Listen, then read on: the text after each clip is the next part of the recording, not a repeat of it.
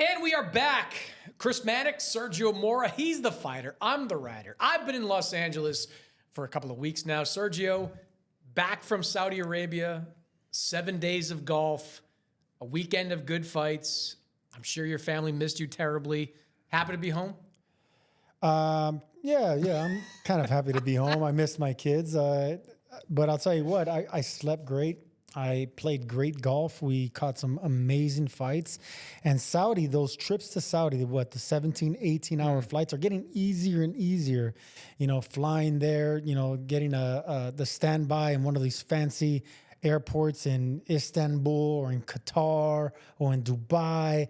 I mean, the stay there, the layover there is just awesome because those airports are incredible. Yeah, because of the bars in the airport. Well, I didn't want to say it, but since you said it, amazing bars there, incredible bars, incredible restaurants, and it's a airport. It's literally an airport, but they do it big over there. So yeah, I don't mind the layovers. It's not bad. It's not bad. Those European airports have a nice setup, that's for sure. All right, lot to get into on today's show. We're going to talk about the future of Devin Haney, get some big decisions to make coming up over the next couple of months. Bam Rodriguez going for a title unification, maybe something more in 2026. And Ben Whitaker making his debut with Matchroom Boxing this weekend on DAZN. I want to get your take on the ceiling for Ben Whitaker, because he's been dropping some big names, Sergio. Some big names Ben Whitaker's looking for in 26. But as we start every show, winners and losers. Give me your winner of the week.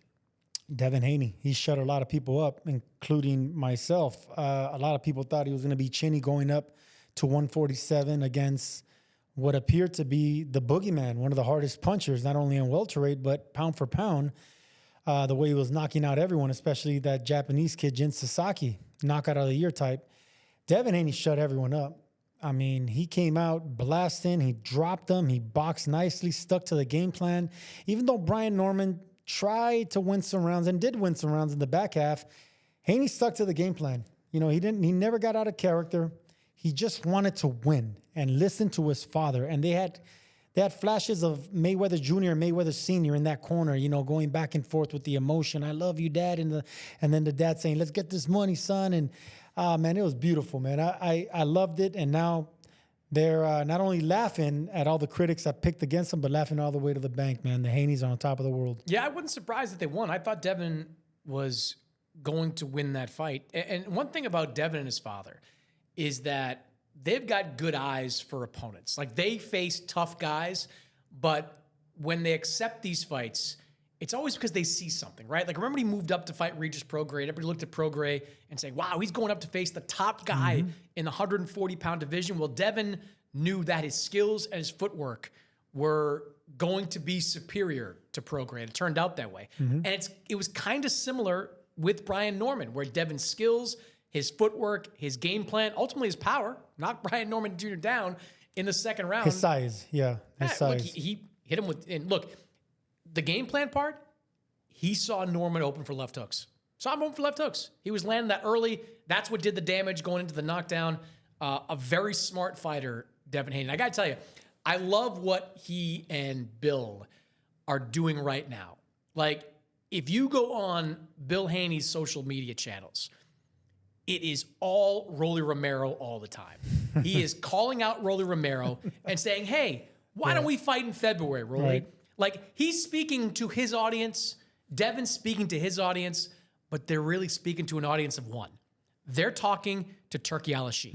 They're sending a message to Turki Al-Sheikh that, hey, that's 2 belts at welterweight. We're ready to go. We didn't take much damage in that last fight. We're good to go in February. Rolly Romero, right now, does not have a fight scheduled for the first quarter of next year. Saudi Arabia is going to put on another show. When, you ask? February. There's a reason Bill Haney is dropping Rolly Romero's name and the month of February, because he knows that Turki Al-Sheikh can make that fight happen. I get it. It's smart, and it also keeps him lined up for that big showdown with Ryan Garcia potentially later in the year. I got to agree with you. And considering that we'll be back in February, it's more than enough time for Haney to get back on track against a fighter in Rolly that he's going to be able to dominate just as easy, if not easier, than he did against Brian Norman Jr. Because the thing about Rolly, he wings shots. It's so easy to see those shots. I mean, yes, he's strong. I think Devin picks him apart. I think it's surgical. Yeah. It'll be surgical. Haney would paint job. It'll be a paint job, a one-sided paint job. Might even stop him. Given what we've seen of Devin at 147 already, Rolly has been chinny in previous weight classes. I think he could stop him. The momentum, the confidence, and the activity, he'll have a chance to stop him. Picture perfect opponent. I get exactly what Bill Haney is doing. It's smart. It's about the money.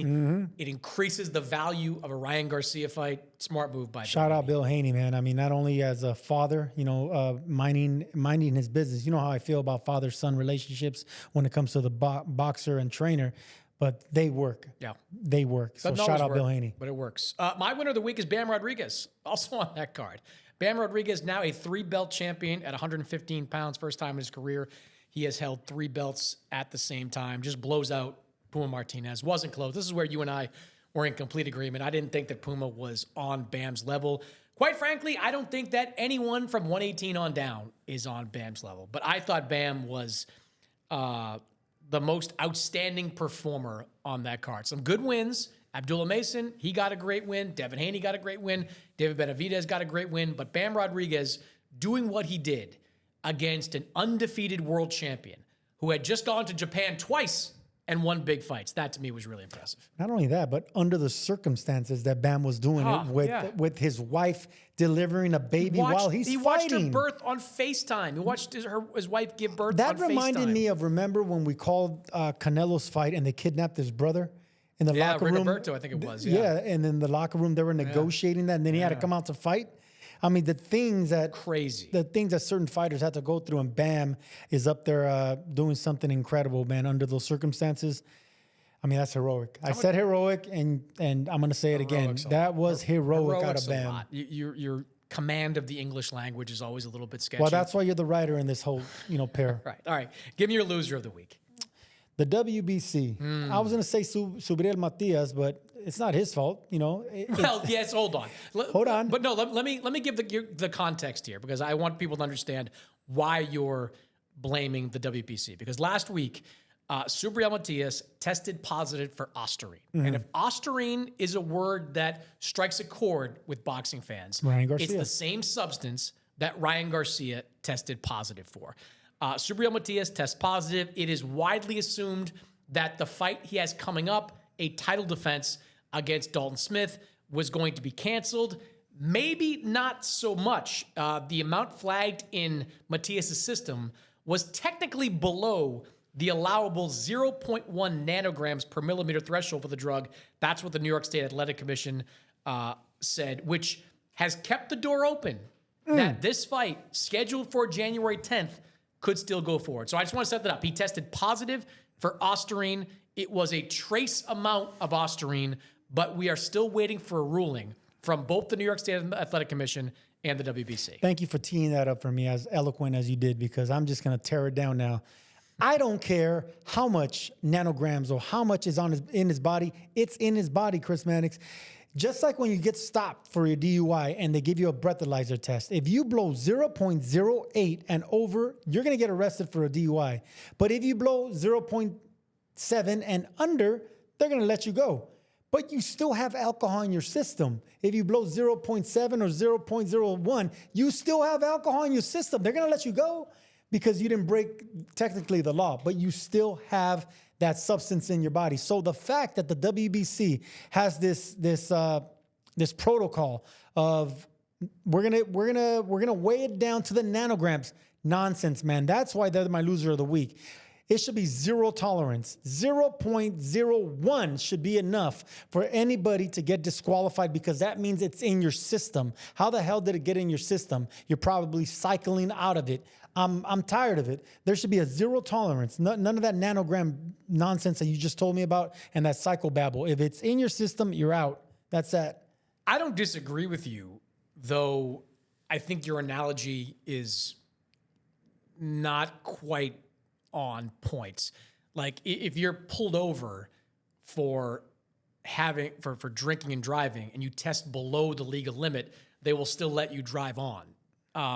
So in this case, you're kind of sort of making the argument that it should be okay for this fight to continue. No, we're not talking about driving on. We're talking about it's in your system. It's in your system, but it's a legally allowed amount in your system, basically, is what happens if you blow below. Is there a legal amount of Osterine that's allowed in your system? Well, look, according to the New York State Athletic Commission, there is, and according to the commission, they say that other states have similar thresholds of 0.1 nanograms. So it's a shade under what Matias tested for, was a shade under the allowable amount. Now, VADA, the World Anti-Doping Agency, they're like you.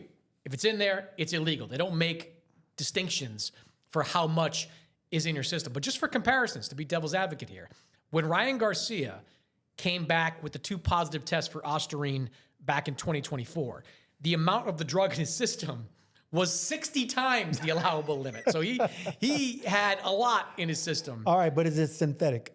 It is synthetic. Okay, well, then there's no excuse for it. I have not seen, and I've done some searching, I have not seen anyone come up with a plausible explanation of how Osterine can get in your system unless it's put in your system. It's not a taint. As far as I know, it's not a tainted supplement type of situation. But look, Sergio, you're the fighter here. Like, if you're a fighter, you're responsible for what goes in your body, right? 100%. I was the type of fighter that only a multivitamin, protein shakes, and that's it. That was my routine for 20 years up until, I started messing with Snack and Victor Conte. And then I did that for like 1 or 2 fights. I just didn't like it. It was just too many supplements. But yeah, you're responsible. I don't care how many gurus, how many fitness trainers and strength trainers and try to take new supplements. It's up to you to ingest it and put it in your mouth and decide when to do it. Fighter's responsibility. So I don't have no pity for any fighter that pops for PEDs. There's no excuse for that. There's zero excuse. If it's synthetic and it's in your body, you took it, you absorbed it, and you got to pay for it. So you think that Matias should be stripped and the fight should be canceled? I think there should be some kind of punishment. No, come on. I think there should be some kind of punishment. Well, it's a black and white issue. If you believe he was taking a performance enhancer, he should be stripped. Dalton Smith should fight for a vacant title. I'll tell you. I'm with the zero tolerance. Okay. I'm with the zero I can tolerance. respect that argument. Zero tolerance. You want to be a clean athlete, a clean champion, a clean fighter, and represent the sport with dignity, then you have to have 0.0, no nanograms, no nothing. So yes, I agree. Strip them, suspend them. All right. My loser of the week, Jai Apataya, man. Poor Jai. Just hanging out over in Australia, hoping to get a title unification fight, watching Badu Jack take on Noel Mikhailian in the rematch that nobody asked for, and now having to sit back and wait for Zurdo Ramirez to fight not 1, but 2 more fights before he considers a unification fight. Of course, Zurdo Ramirez confirming this week that he would take on David Benavidez on Cinco de Mayo weekend this year. He's got to get through Robin Safar first. We're going to see him back in January. I believe it's the co-main event of the Raul Curiel, Alexis Rocha rematch, another great fight. Now Jai Apataya is sitting out there. And Zurdo had this quote, and Zurdo's got an interesting publicist who puts a lot of words in his mouth that I'm pretty sure are not his. But the quote from Zurdo Ramirez, attributed to Zurdo Ramirez, was, "To be honest, I didn't even know who Jai Apataya was until recently. Someone told me some of the things he said, and I think he might have rocks for brains. This guy hasn't impressed me at all. He's fought a bunch of cannon fodders to get where he is. All these outbursts and spreading lies, saying he called my phone, reminds me of all my ex-girlfriends," end quote. Well, I could tell you that it wasn't Zurdo because us Mexicans don't use words like outburst. I don't think I've ever used the word outburst in my entire life. So yeah, that was definitely a publicist, and I disagree here, man. I think Jai Apataya is serious. I think he's the best cruiserweight, and I got into a little headbutt argument with Malik Scott, who's in the corner of Zurdo Ramirez. I told him, I go, hey man, look, I know you train Zurdo, but the best cruiserweight is Jai Apataya, and this guy's waiting in the wing, waiting for someone to give an opportunity, and everyone's ignoring him, including Zurdo. So I get it. Zurdo wants to get the bigger money for the smaller fighter in Benavidez, and if I was Zurdo, I would do the exact same thing. That's the point. That's the whole point. But I wouldn't go out to say that it's because no one knows who Jai Apataya is. Everyone knows who Jai Apataya is. I mean, he's not really wrong about that either. Look, I'm not. Jai Apataya is the #1 guy at cruiserweight. Yes. Zurdo's got 2 belts. Jai is number one at cruiserweight. One of the hardest punchers in boxing as well. Athletic, hard punching. I just want to bring him out of just the cruiserweight realm. He's more than just a champion. He's more than just undefeated. He's more than just a guy that's not known. He's one of the hardest punchers. He's one of the most athletic. He's one of the most exciting. It's just the fact that he's not active enough. That's the only thing. He is still a little bit untested. Like, he's got the 2 quality wins he's got are over the same guy, Maris-Briedis, who ranks as one of the best cruiserweights of this era. Maris-Briedis, if you want to go back and watch a fun fight, gave Alexander Usyk all he could handle back in the day during that World Boxing Super Series. Maris-Briedis is legit, so being close with Maris-Briedis is not an insult, but those are really the only guys that Jai Opetaia has on his resume. All that being said, it does not matter. It's prize fighting. And look, could a Jai Zurdo fight be worth a pile of money? Sure, if Saudi Arabia gets involved, because otherwise, where do you put it? Like, where does that do big dollars? Jai doesn't do big dollars in Australia. I was just going to get there. Jai is not doing big numbers in Australia financially. Zurdo is a draw in Southern California, but it's not a mega fight in Southern California. Benavidez, Zurdo. You're the Mexican here. Tell me there are many fights bigger to Mexican fans than Benavidez versus Zurdo. I would think that's the next big mega event in Las Vegas. It has to be in Las Vegas. It has to be on Cinco de Mayo weekend. T-Mobile and Arena. if I was Team Benavidez or Team Zurdo or everyone else, who do the Mexicans like in that one? Who's the Mexican? Who's like the Mexican guy? Like, you walk into that arena, who are they rooting for? Man, it's gonna be split down the middle. West Coast. Like, Benavidez is Mexican American. Zurdo's Mexican. No. Benavidez is Mexican, and I want to say Central American. He's mixed. But he's also American. He's Mexican. Yeah. He's a Mexican monster. And then when it comes to Zurdo Ramirez, he's from Sinaloa. That's as Mexican as it gets. So I would think if it's a West Coast fight, it's going to be broken down between two because both of them, Benavidez is a West Coast guy. Phoenix, he was... He's the Mexican monster. I don't care if he's mixed. He's the Mexican monster. And when it comes to Zurdo, he's just Mexican. He's from Sinaloa. It'll be right down the line. That's the biggest fight to make Cinco de Mayo, man. I would love that fight. And sorry, Jai Opetaia, I'm a big fan of yours, but I would much rather see the two Mexicans on a Mexican weekend. Yeah, I think if you're Matchroom and you're promoting Jai Opetaia, you have got to aggressively go after the winner of Badu Jack and Noah Mikhailian. Like, that fight's going to happen in December in Los Angeles, same day as Diego Pacheco. So if I'm Matchroom, maybe I'm sending one of my lieutenants, the top lieutenants, down to Los Angeles to get one of those guys to sign on the dotted line to fight Jai Opetaia. That's another fight that probably has to take place in Saudi Arabia. Badu Jack has been in Saudi a lot. That wouldn't be that difficult a fight to make. So they've got to turn their focus to him and wait for Zurdo to get done with his stuff in the first half of next year. All right. From one Mexican, or two Mexicans, I guess, to another, Canelo Alvarez. Remember him? He's back, at least he's talking, telling TV Azteca that he is looking for the Terrence Crawford rematch next year. Canelo is, of course, coming off a elbow injury. He's probably talking about September of 2026. But this is the first time that we have heard Canelo publicly say that he wants a rematch against Canelo Alvarez. What do you think of that, Sergio? Look, I'm on board. I mean, that's that Mexican pride and machismo. He just won't let it go, especially, when Canelo lost to Dimitri Bivol, he lost to a bigger, stronger fighter with the wrong style matchup, and that's why we never heard of the rematch. It just went under the rug. Canelo lost to an undefeated, great fighter in Dimitri Bivol. Okay, we just swept it under the rug. But this one stings. Bud Crawford is not bigger or stronger or better or younger.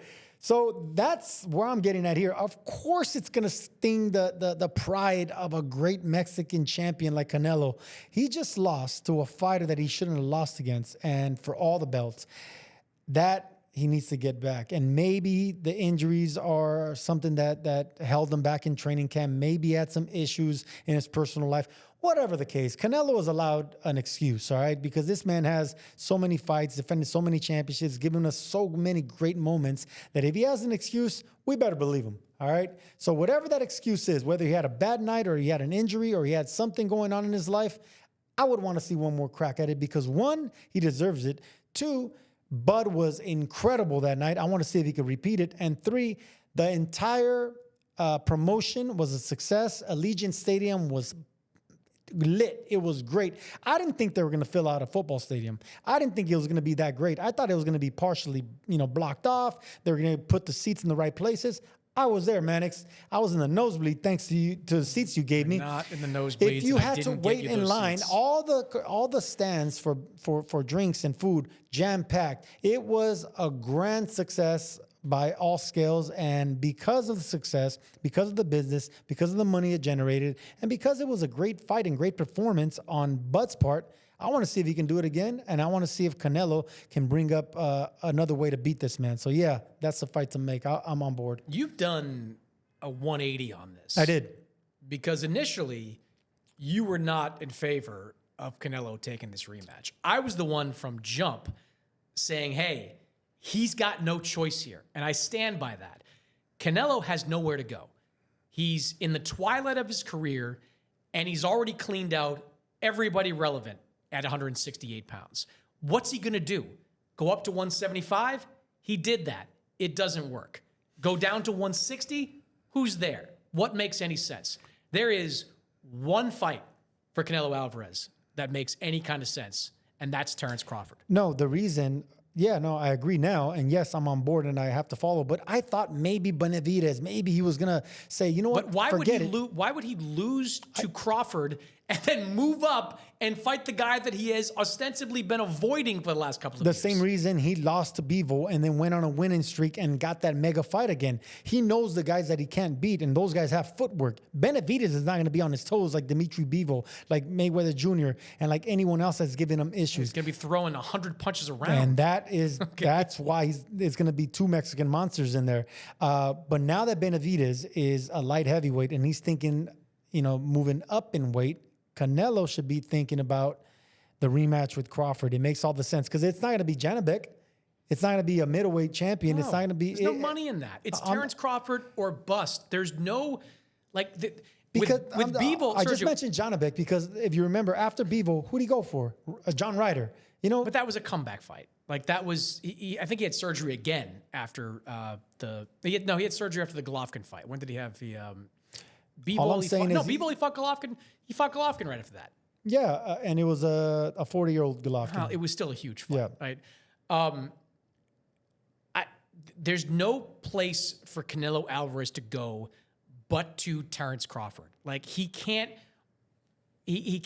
justify any other fight. And if I'm Canelo, I've got to look at Crawford and say, that man beat me.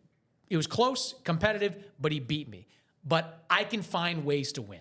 Yes, Crawford is defying father time every single time that he fights. But next September, he'll be, 38, 39 years old. Canelo will be a year older as well. As clean as Crawford won, Sergio, it was competitive. Like, there were competitive rounds. The judges had a competitive on the scorecard. You can sit there and shake your head, but go back and look at your scorecard. You had it 115 to 113. Because I was in the nosebleed. Oh, stop and saying I had a that. tall drink in my hand.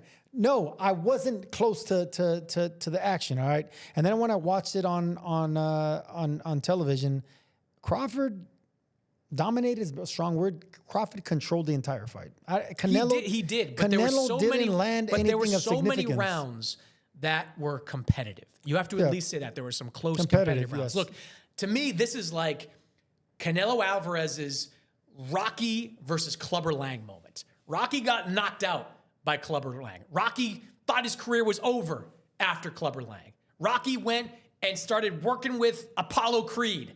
Rocky went to a new location. Rocky went to try different things. Rocky went to new depths to try to find his talent and find his motivation again, and he did, and he knocked out Clubber Lang. Canelo Alvarez has to do the same thing. If he comes into this Crawford rematch, and I assume it's going to happen because Crawford, his people told me they've offered Canelo the rematch a couple of times in the last few months.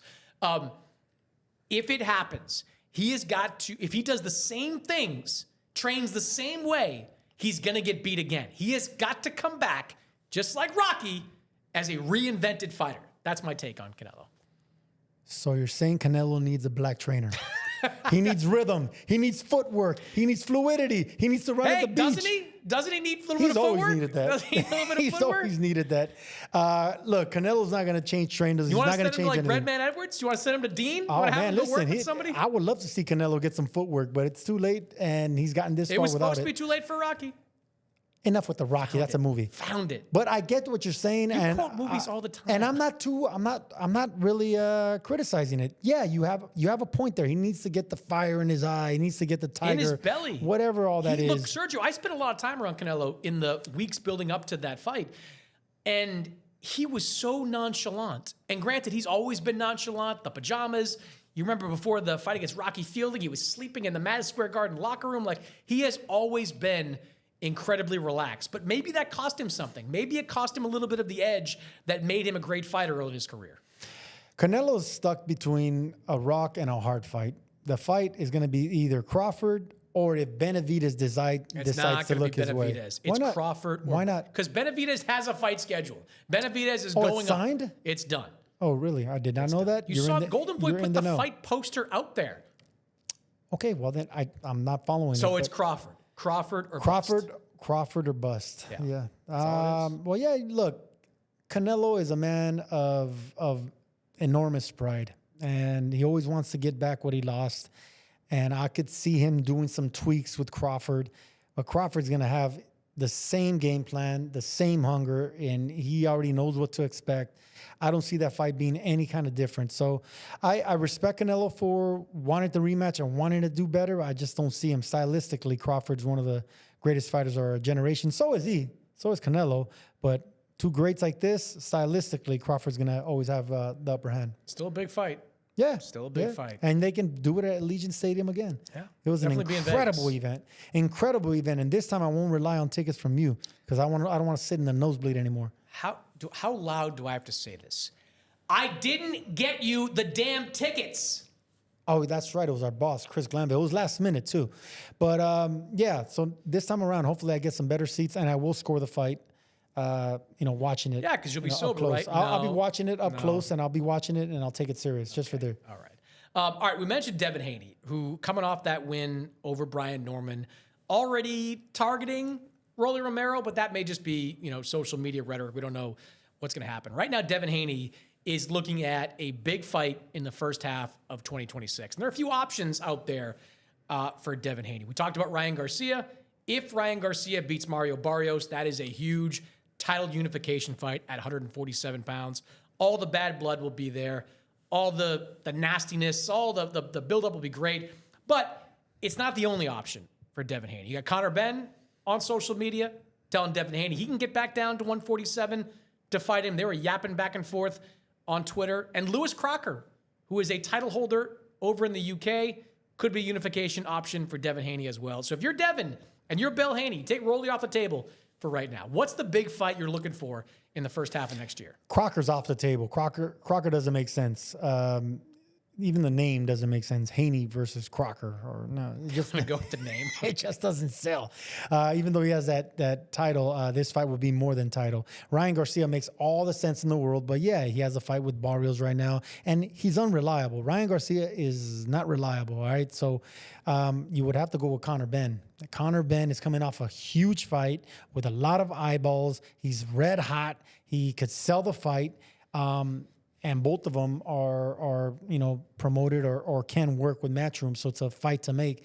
That's an easy one for me. Conor Benn. I wouldn't say Devin and Matchroom are getting along right now. It doesn't matter, but they'll work with each other. For money, they'll work with each other. For money, they will work Conor with each Benn, other. Devin Haney makes all the sense in the world on the international level. It's a fight with the promoter they both worked with before, and it's a fight that would sell. I mean, that would be a great fight. I mean, stylistically, Conor Benn is probably Devin Haney did look good at 147. He looked strong. I wouldn't go as far as say Conor Benn is that much stronger than him either at 147. I mean, He'll he's be the natural 47. but he won't be bigger because Haney filled out nicely, man. Yeah. He looked great. He looked muscular. He looked healthy. And I would say he will be the bigger fighter, but not the stronger fighter. But it'll be an evenly matched fight. Look, I think you have to wait till the end of February and see how Ryan Garcia looks in his fight against Mario Barrios.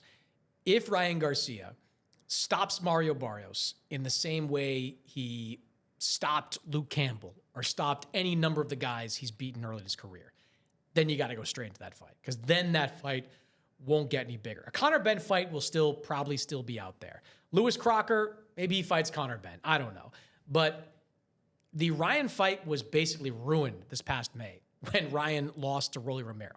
A lot of people wondered, would it ever be able to be put back together? Well, in a matter of months, it's right there. It's sitting right there. Devin Haney just looked tremendous against Brian Norman. If Ryan Garcia can duplicate that type of performance, get his mojo back, knock out Mario Barrios, call out Devin Haney, there's nobody else, Sergio. Okay, it is the only fight out there for both those guys in the summer of 2026. You didn't say knock out Mario Barrios, all right? So, look, yeah, if he has a spectacular night, he knocks out Mario Barrios, something that Pacquiao couldn't do. Barrios is a legit... A 46-year-old Pacquiao couldn't do. I get it. Mario Barrios is he's a legit trial horse. He Tank Davis knocked Mario Barrios out. Yeah, late in that fight. Yeah, so if Ryan Garcia can have a spectacular knockout, then yeah, I think it's the right fight to make at the right time. And like I said, Ryan Garcia is not reliable. He can go off and do something in his personal life. Well, that's why you wait, though. Like that's why you wait to see how he trains. Ryan told me that he's working with his dad for this fight. How he trains, how he wins, and how he promotes his fight. Right. I think he'll promote the hell out of it. He does all that, then yes, I think that fight makes sense right afterwards. But that's a lot to ask out of a guy in Ryan Garcia who's coming off a loss against a guy he shouldn't have lost, failing a drug test. It's just negative when it comes to Ryan Garcia. That's why I say he's not reliable. You can't really build a promotion around him because you don't know how he's going to react. You don't know if he's going to get in trouble. You don't know if he's going to tweet the wrong thing. If he's going to say something stupid, upset a sponsor. That's what I mean by it. So if he knocks out or has a great win by Barrios, you better sell it and sell it quickly, because you can't have Ryan Garcia for too long. You can't have his attention span too long. He's going to venture out and do something crazy. Well, I will say this about Ryan. It does seem like his focus is there right now. Like we've said that before. Well, when the Jake Paul stuff was going on and Jake's team contacted Golden Boy about Ryan Garcia fighting, I texted Ryan. I said, "Are you thinking about this?" And he said, "My main focus is Mario Barrios." And if he fought Jake Paul, he would have made a lot of guaranteed money. That would have been a Netflix fight, $15, $20 million, whatever the number may be.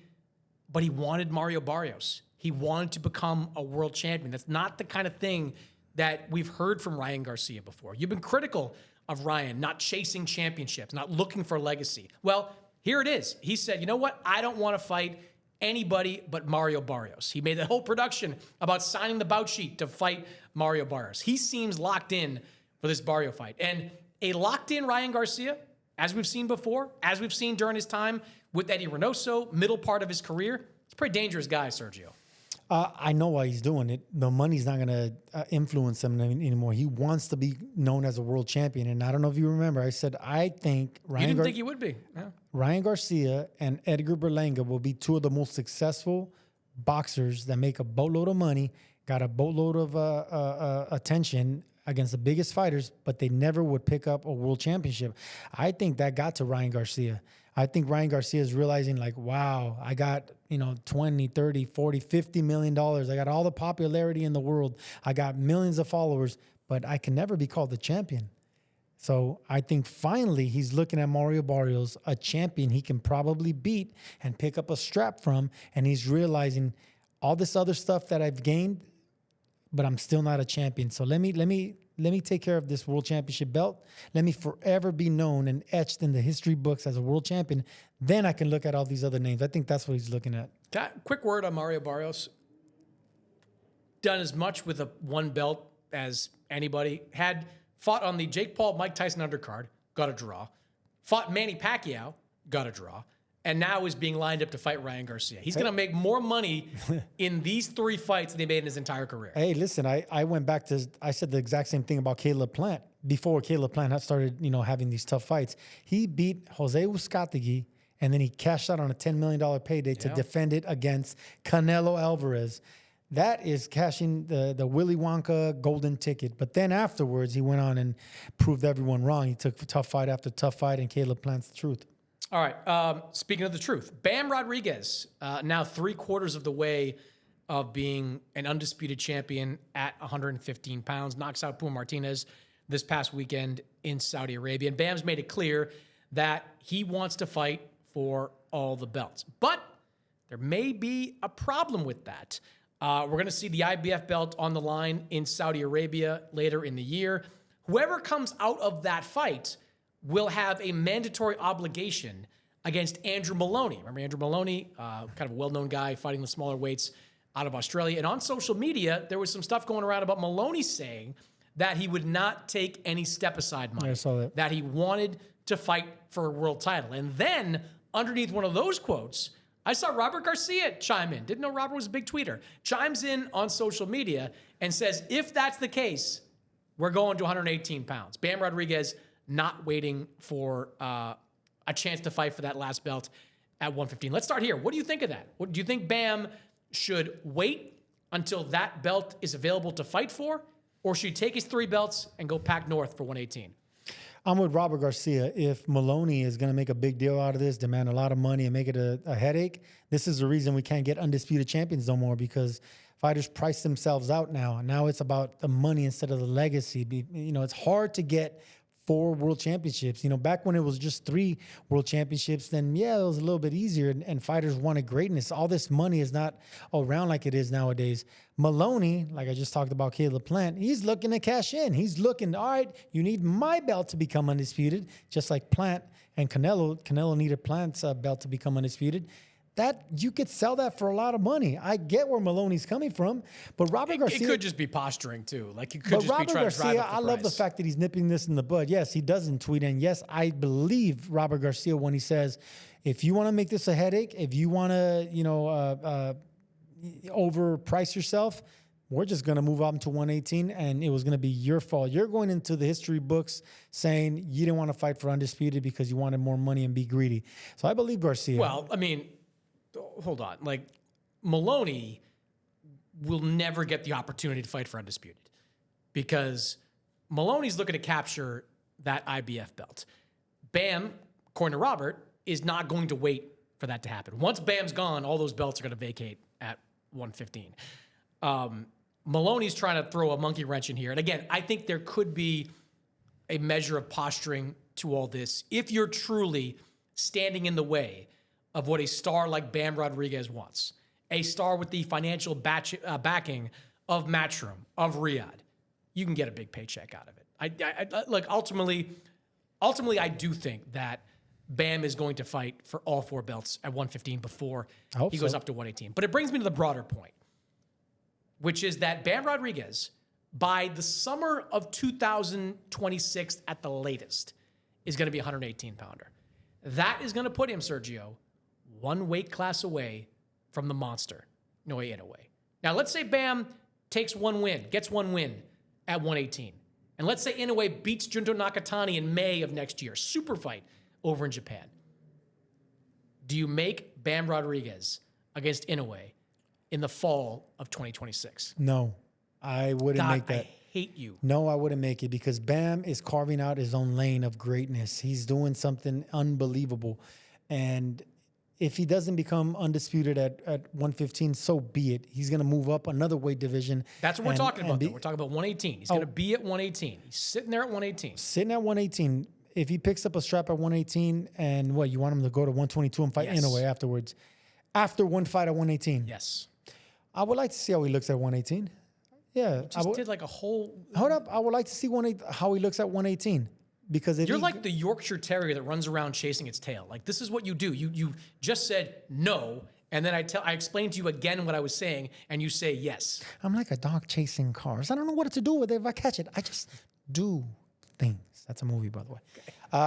No, I think the monster's too big at 122. Okay, so now we're back to no. Yeah, I think it's back to no. Bam is a small fighter. In a way, even though he started in the smaller weight classes, he moved up to 122. Former 108-pound champion. He's the biggest puncher, one of the biggest punchers in boxing. And when you could hear the pop, he turns his punches different. He has the footwork. It's not only explosive power, it's heavy-handed power. So whenever you talk about power, you talk about speed power, heavy-handed power, explosive power, technique power. Naoya Inoue has them all. He has every single one. Bam has power, but it comes out of angles and it comes out of foot speed, and it comes out of being unpredictable. It's not Naoya Inoue power. It's not heavy-handed power. It's not breaking you down power. It's surprising you power. Naoya Inoue fights southpaws really well because he has the footwork where Bam can't get the angles because the footwork is too quick. The only way guys like Usyk and Bam and Loma can get angles on their opponents is when opponents are hard punching but have heavy feet.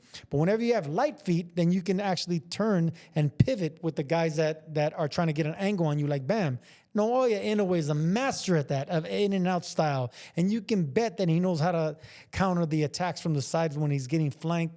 Nah, man, I don't like that. I don't like that fight at all.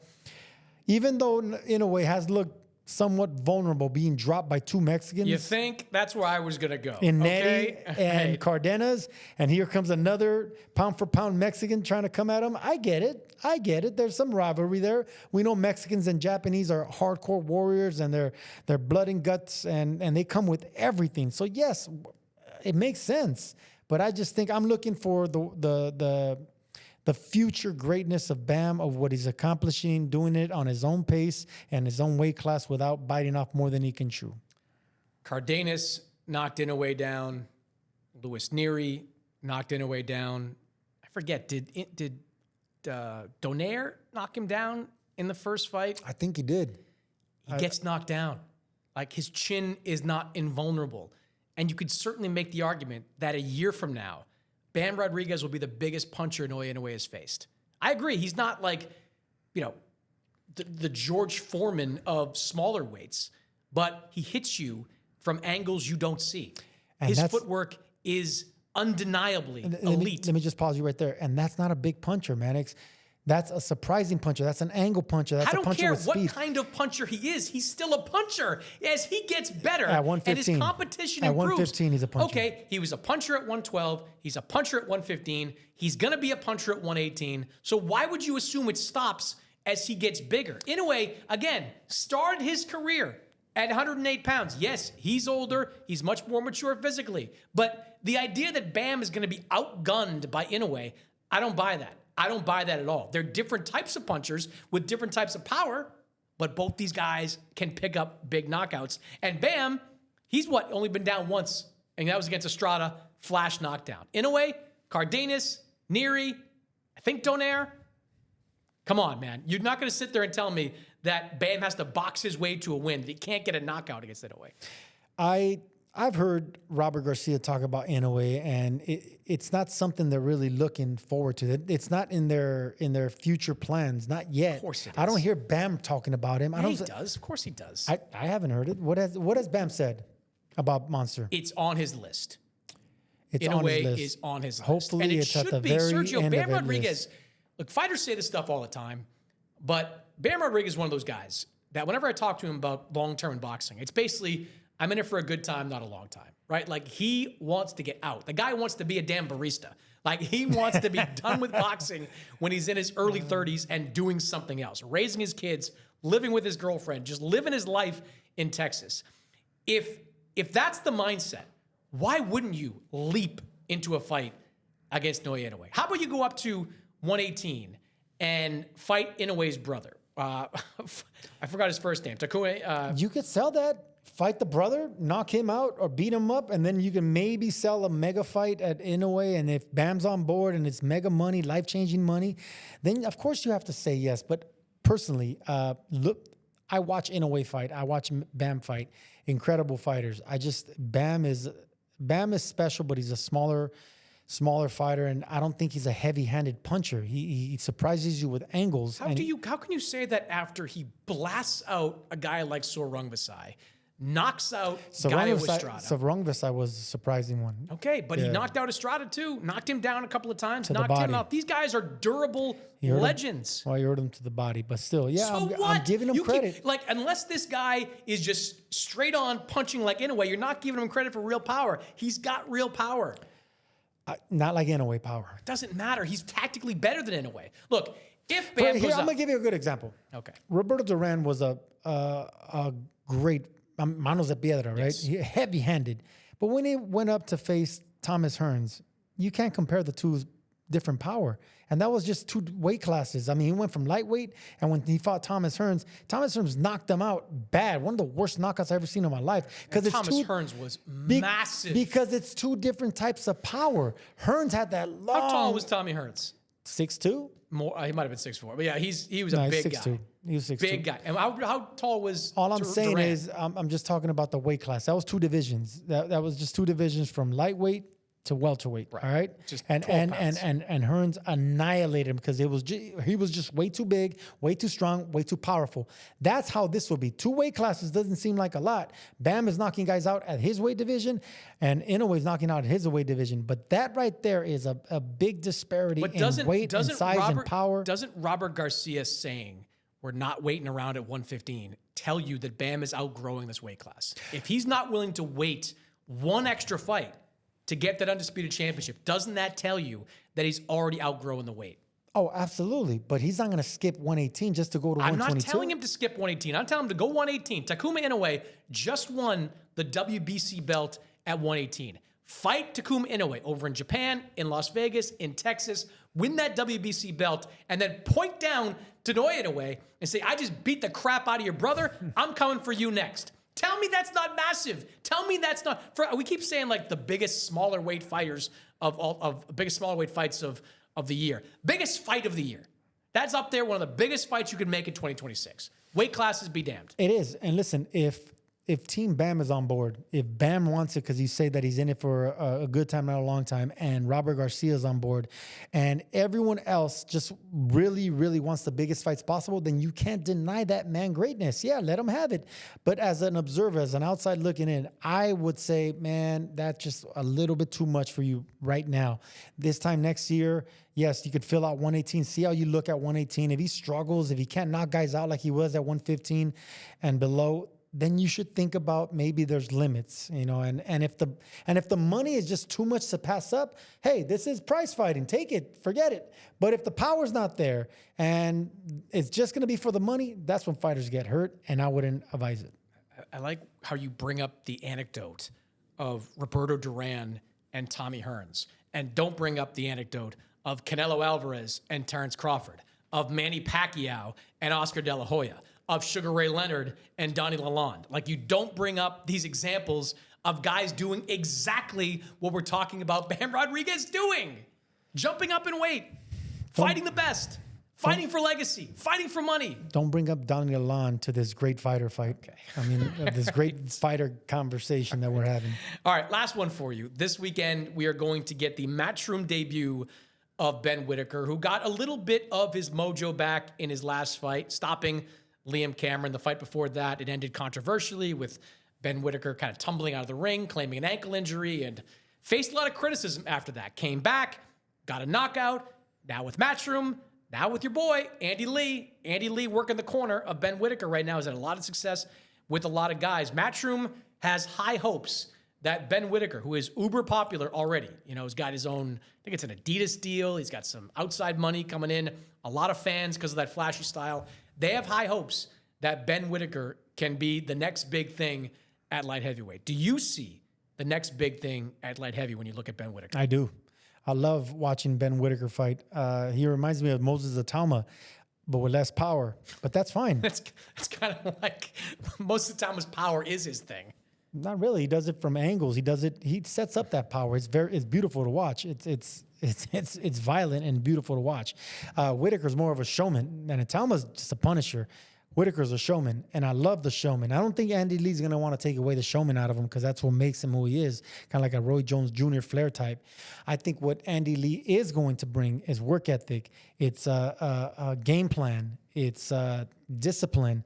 And I think he's going to bring body shots. That's what I think Whittaker's missing in his arsenal is body work. He's quick on the trigger with the 1-2s. He has brilliant footwork. He gets angles. He fights with the swag. And if you take away that swag from him, he's going to be an average fighter. All right? So do not take away the swag, and I doubt Andy Lee's going to take it from him. If he wants to fight with his hands down, so be it. Just be responsible when you're on the inside.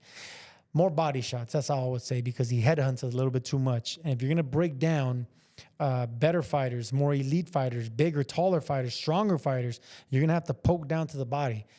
He has a quick hands. He has power. He has everything going for him. But start picking and pecking at the body. Start digging some body shots on there, and then you go back to the flair and the excitement. But you got to remember, the higher you go in competition, the more technique's going to matter. And I think that's where Andy Lee is going to bring his championship experience as a fighter and as a trainer, saying, "Look, I don't mind you having your hands down, but against this opponent, you better check your defense. Against this opponent, you can't flash it. Against this opponent, we're going to have to jab a lot more. Against this opponent, you can't." There's certain strategies against certain opponents. That's what Andy Lee's going to bring to the table, and more body shots. Yeah, I think we forget how inexperienced Ben Whittaker really is. Yes, he's a former Olympic silver medalist. He's a little bit on the older side for a prospect at 28 years old, but he is still a prospect. He is still someone that's very early in developing his professional style. And I think Matchroom gets that. Like this fight he's got coming up with Benjamin Gavezi. Gavezi's got a good record. He's not very good. Never been stopped. He's not. Fine, but he's not very good. This is not a fight that Ben Whittaker has any real chance of losing. And that's kind of the point with Matchroom. I think with the way Matchroom sees Whittaker is that in a way they want to go back to the drawing board with him. Like they want to go back to building him, have him in, one fight now at the end of this year, 3, maybe 4 fights next year. He's 9-0. Like that's it. He's only got 9 wins on his resume. Get him to 13, 14 wins. Get him up to the 12th round fights. Get him up to that, fringy title kind of level. Like that's the way Matchroom is looking at him. And I think that's the right way to go. Like all the tools are obviously there. And when you have a fighter that captivates young fans in the way that Ben Whittaker does, you got to harness that, man. Like you got to do whatever you can to build on that. There's so very few boxers on either continent that you can say connect with young fans in the way that Ben Whittaker does. I like the fact that they're going slow. I do think, still be flashy, sure, it's part of who he is. But I agree with you, and I think he needs to enhance that defensive responsibility. Like, even against someone like Gavezi, I don't think he can be all that flashy. You saw him get into trouble with that against Cameron. Like, the Cameron fight was officially a draw, but, I mean, he looked like he was on his way to losing that fight. Like, Cameron wasn't messing around in Riyadh during that fight. You saw a much more disciplined version of him in the rematch against Cameron, and that's what I want to see moving forward. More discipline, body shots, sure, technique, less focus on winning the crowd and more focus on winning the fight. If he does that, I think he can be a star. He's a 6'3" light heavyweight. He's nowhere near being ready to fight like a David Benavidez or a Dimitri Bivol or an Archer Beterbiev. Those guys are going to be long gone, at least the last two, by the time Ben Whittaker gets to that high level. But I think he can get there, Sergio. I see the talent in there. I saw it in the Olympics when he won that silver medal. I've seen it at relatively low level. This kid has real championship potential. No, I like watching him, especially when he's shining with the hands down. It's excitement. It's gonna sell, and it's gonna be. Look at that one post that he did against that one fighter where he had his hands down and he was hitting him from every angle and he was knocking him out. You can't do that stuff though. You can't do it against the upper echelons. You can't do it against. You can't do it against the mid echelons. We saw that with the Cameron fight. But against Gavezi, he could still get away with it. Maybe. I'm not saying Gavezi is a fugazi, but he's not a world champion either. So I think against him, he's going to be able to still do what Ben Whittaker does best, and that's fight with the spirit, with the free flow, with speed, with pizzazz, with charisma. Against Gavezi, gets away with it, but Andy Lee's slowly going to start slowing him down. Say, look, man, you're going to need a jab, you're going to need a technique, and you're going to need body shots in order for you to win a world championship. All right, I'll be watching Saturday, live on DAZN. I'm not saying Gavezi is a fugazi. You like that, huh? It's not bad. It's actually one of the better lines you've had so far. Remember the movie? Where's that from? The movie? Goodfellas? Godfather? Oh, No? man. Donnie Brasco. Ah, close enough.